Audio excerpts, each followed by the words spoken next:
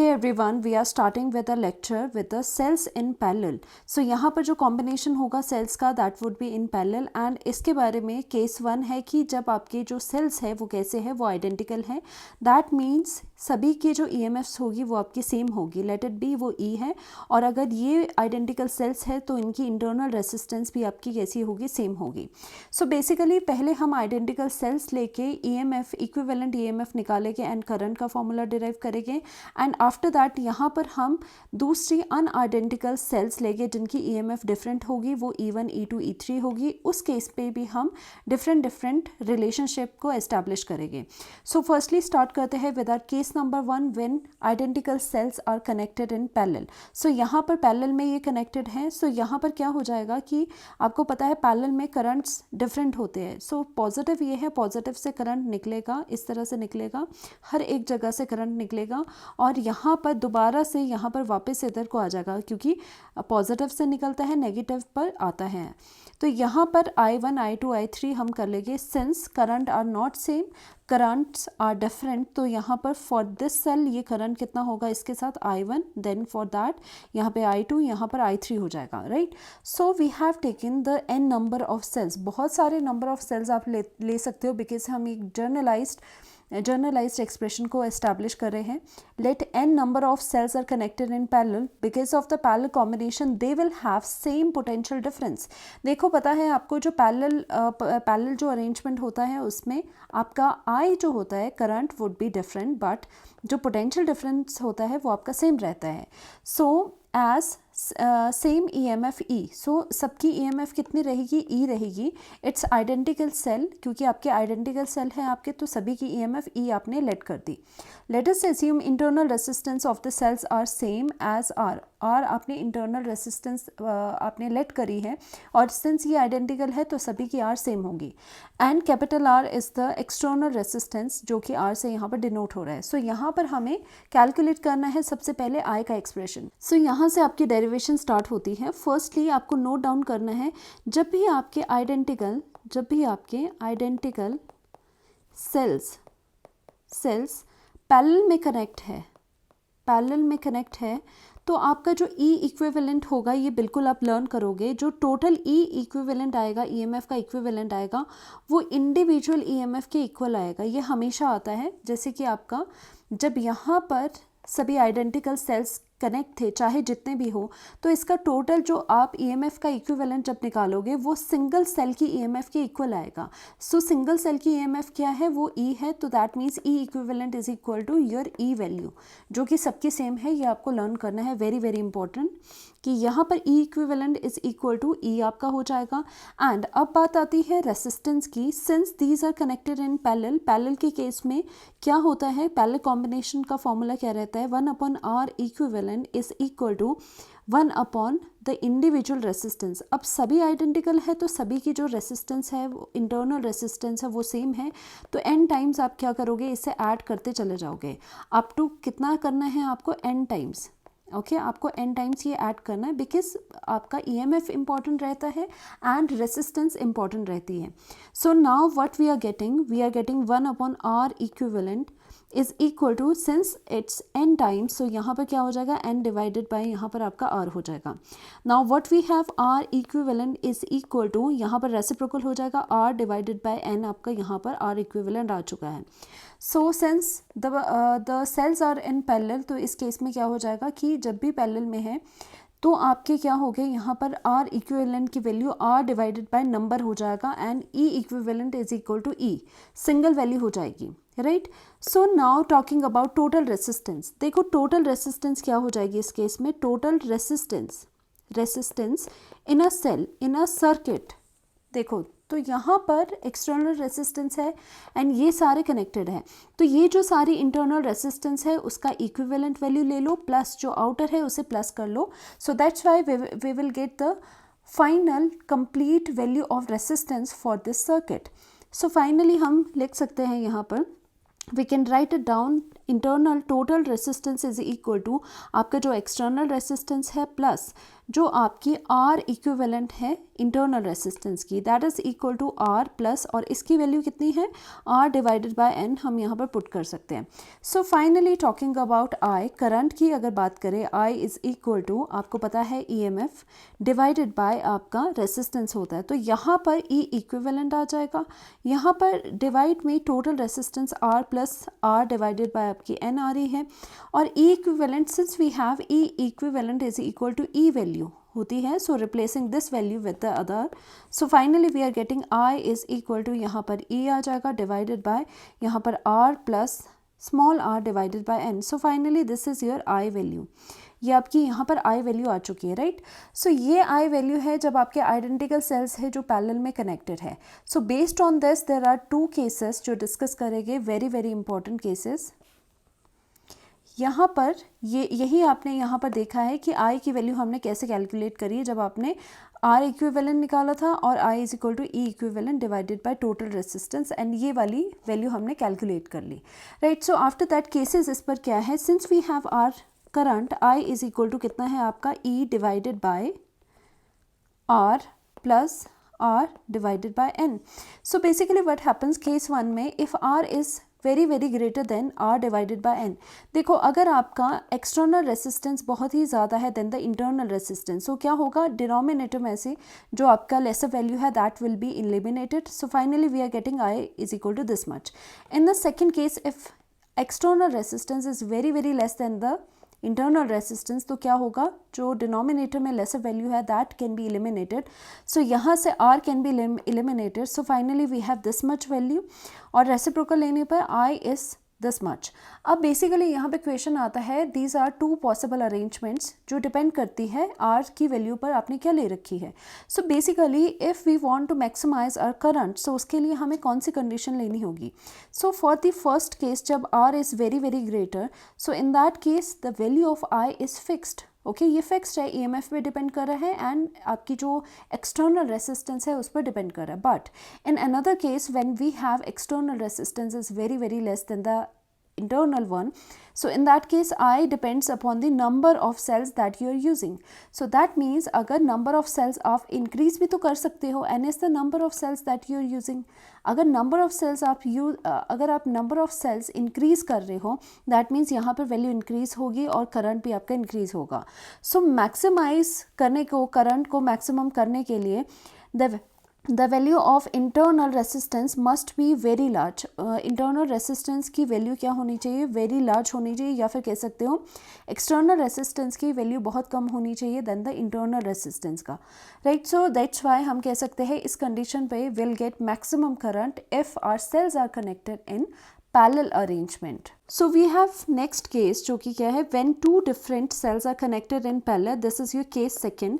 In this case every cell has different EMF. For example, this cell has your EMF E1 and it also has different internal resistance which is R1, and this has E2 and इसका क्या हो जाएगा, R2 हो जाएगा, right. Since these are connected in your parallel arrangement, तो क्या हो जाएगा, I1 and I2 different currents यहाँ से फ्लो करेंगे, right. So for that case जो कि आपका बहुत इंपॉर्टेंट केस है, बिकॉज यहाँ पर जो सेल्स है वो डिफरेंट है, उस केस के लिए आपको E इक्विवेलेंट की वैल्यू कैलकुलेट करनी है, जो कि अभी हम इसमें डिराइव करेंगे.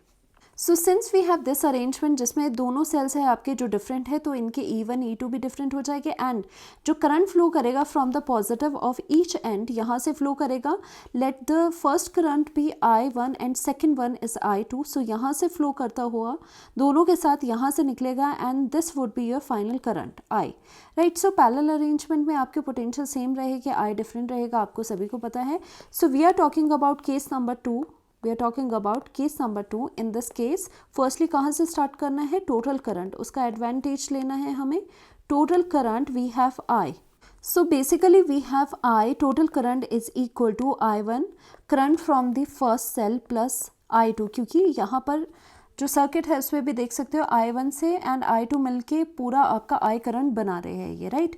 सो putting the value of I over here according to the Ohm's law क्या होती है, I is the total current, so it can be written as E equivalent divided by, क्योंकि आपको टोटल लेना है तो R भी इसमें इक्विवेलेंट टोटल लेना होगा, is equal to for the first cell कितना हो जाएगा E1 डिवाइडेड बाय R1 हो जाएगा, plus for the second case E2 divided by यहाँ पर कितना हो जाएगा R2 हो जाएगा, right. So we have R equivalent value, वैसे भी हमें पता है these resistance are in parallel, तो पैरेलल के केस में आर कॉम्बिनेशन ऑफ रेसिस्टर्स सभी को पता होना चाहिए, बहुत बेसिक है। 1/R equivalent in case of ये पैरेलल अरेंजमेंट, रेसिस्टेंस कैसे होती है, इंडिविजुअल रेसिस्टेंस के रेसिप्रोकल का सम लेना होता है। Since we have only two cells, so यहाँ पर 2 रेसिस्टेंस है। Now we have what 1/R equivalent is equal to, यहाँ पर एलसीएम ले लो एंड R1 प्लस R2 हो जाएगा divided by we have R1 into R2। Basically reciprocal लेना है, R equivalent is coming out to be R1 R2 divided by you have R1 plus R2. So we have R equivalent with us, जो कि इतनी आपकी निकल चुकी है, right? Putting this value over here in R equivalent, तो हमारा यहाँ पर कितनी वैल्यू आ रही है, now we have E equivalent उतना रहेगा बिकॉज ये हमें कैलकुलेट करना है। R equivalent we have R1 R2 divided by we have R1 plus R2, right. And यहाँ पर कितना आ जाएगा, यहाँ पर एलसीएम लोगे R1 एंड R2 एलसीएम आ जाएगा, ये यहाँ पर ये क्रॉस हो जाएंगे।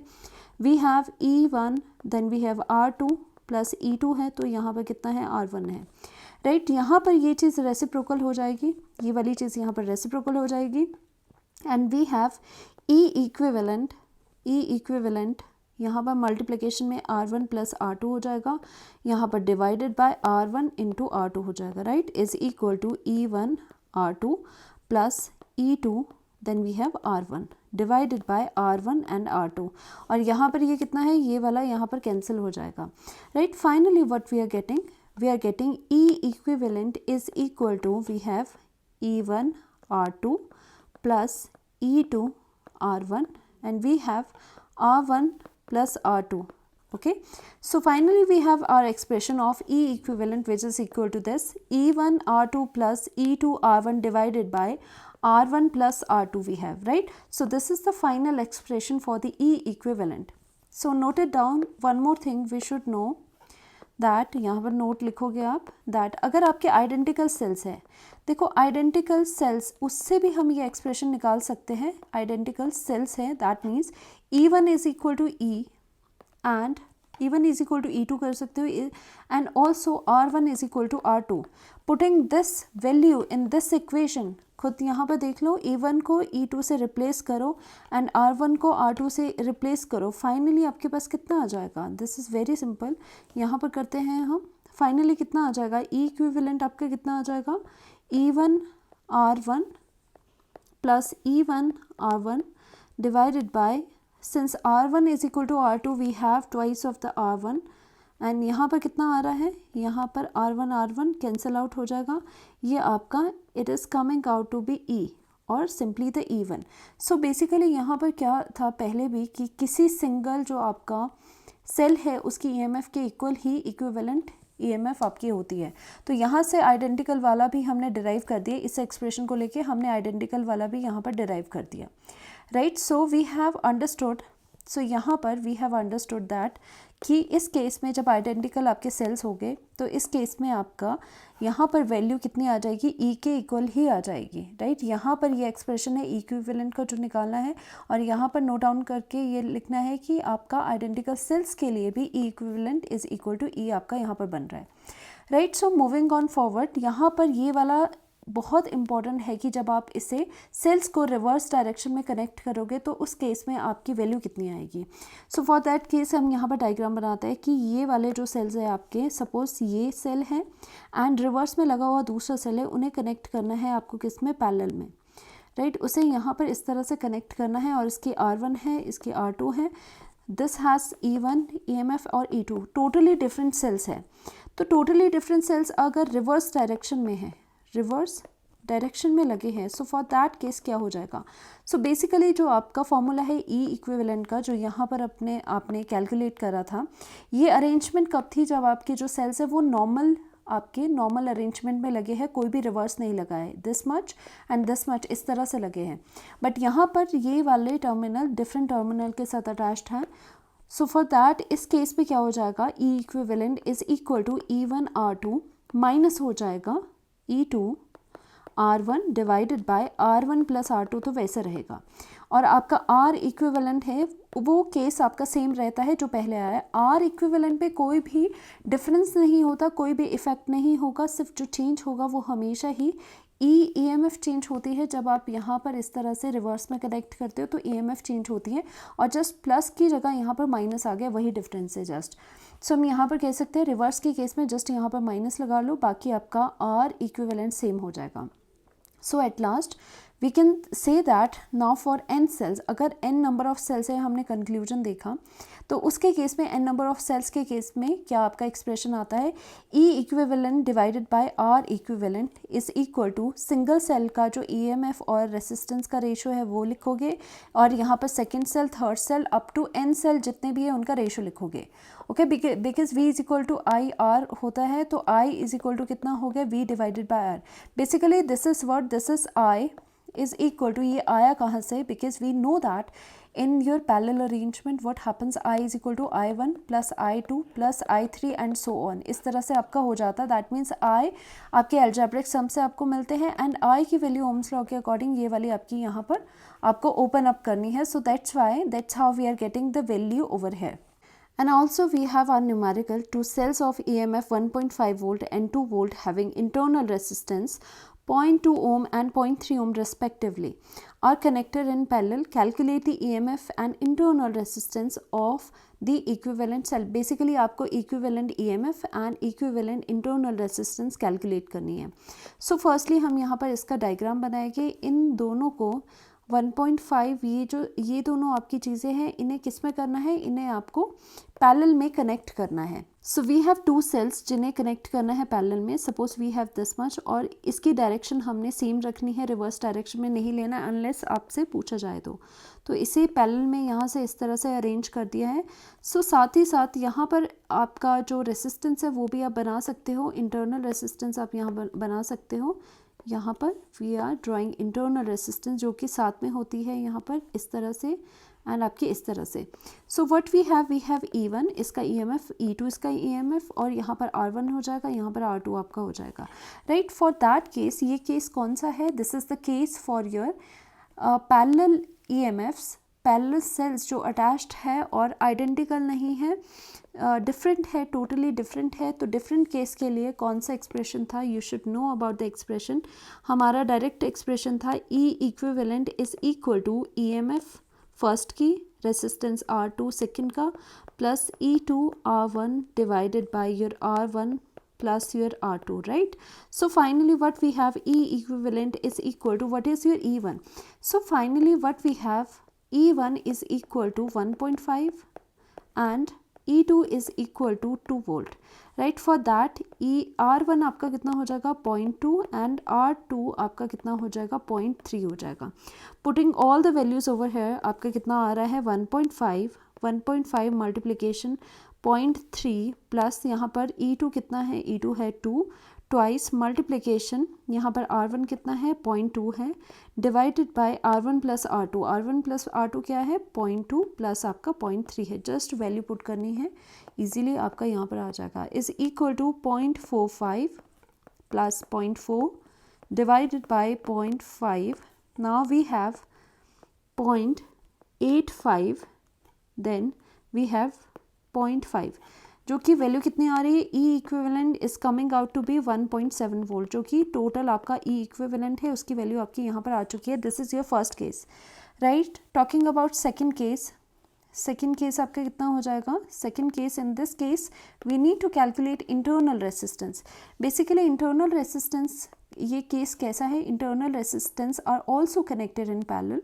सो applying the formula for the resistance in parallel, 1 upon R equivalent formula कितना है, is equal to 1 upon individual resistance, reciprocal of individual resistances, right? So finally what we have, 1 upon R equivalent is equal to 1 upon 0.2 plus 1 upon individual, क्योंकि ये है 0.3 1 upon R equivalent is equal to, we have what, we have यहाँ पर LCM लोगे 0.2 multiplication 0.3 and यहाँ पर 0.3 plus 0.2 हो जाएगा. We have 1 upon R equivalent is equal to 0.5, then we have 0.06. That means we have R equivalent is equal to 0.06 divided by 0.5, which is equal to, which is coming out to be 0.12 ohm, right? So this is your final expression, जो कि यहाँ पर E equivalent and R equivalent आपसे यहाँ से पूछा गया है. Thank you so much.